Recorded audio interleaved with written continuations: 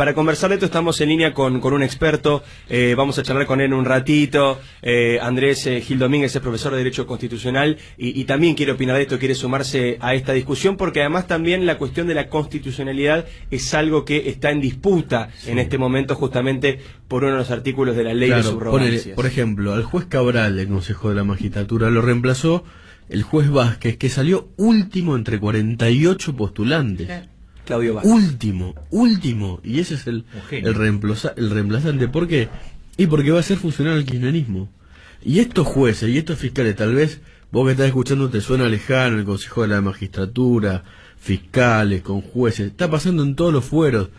Son los tipos que te van a juzgar a vos si te pasa algo, que van a juzgar a la gente que tal vez te robe, que no, y obviamente a los funcionarios. Eso era muy interesante lo que ayer me decía este juez federal. El kirchnerismo se está refugiando en el Poder Judicial, no porque no tenga las facultades para designar estos jueces, sino porque está designando jueces que no tienen los antecedentes ni el profesionalismo, en su mayoría necesarios para obviamente ocupar estos cargos. Ahora, esto nuevo no, los Kirchner son así desde Santa Cruz.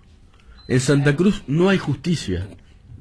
Kirchner y Lázaro Báez acaban de ser sobreseídos en una causa de sobreprecios por la prima de Kirchner.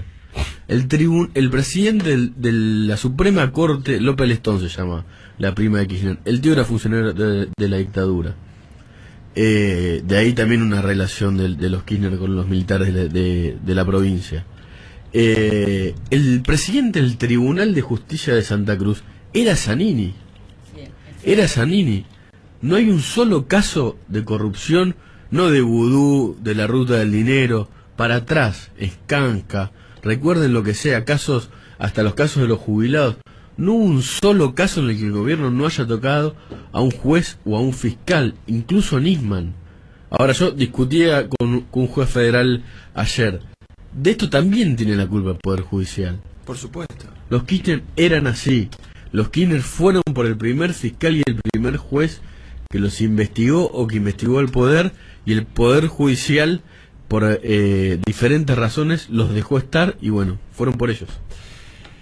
Ahora sí está en línea Andrés Gil Domínguez, él es profesor de Derecho Constitucional de la UBA y está en línea en comunicación con nosotros. Doctor Domínguez, buenos días, aquí Diego Leuco en el programa de La Nata, ¿cómo le va? Buen día, ¿cómo está usted? Bien, quería saber primero una mirada de esto que se supo el día de hoy, de esta designación de 77 funcionarios judiciales más, insisto con esto, 2 jueces, 3 fiscales, 2 vocales de cámara, 64 con jueces y 6 defensores públicos, y después por supuesto charlar un poco de la ley de subrogancias.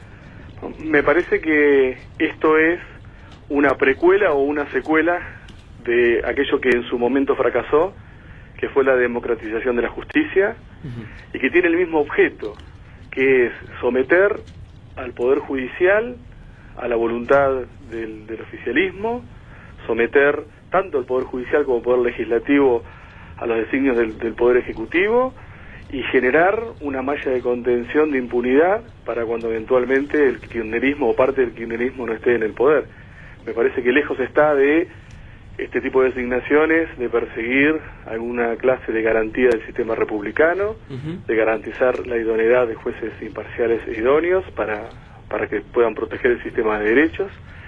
Y me parece que el kirchnerismo tiene esa virtud antirrepublicana de lo que no logra en algún momento, lo sigue persiguiendo con otros medios, con otros elementos, y al final lo termina consiguiendo. Y también porque hay una oposición que muchas veces está un poco dormida y mirando por otro lado. Eso le iba a preguntar, doctor, porque ¿sabe lo que me pasa a mí o lo que conversábamos todos también cuando arrancábamos este programa, cuando intentábamos pensar qué posibles entrevistas podíamos hacer?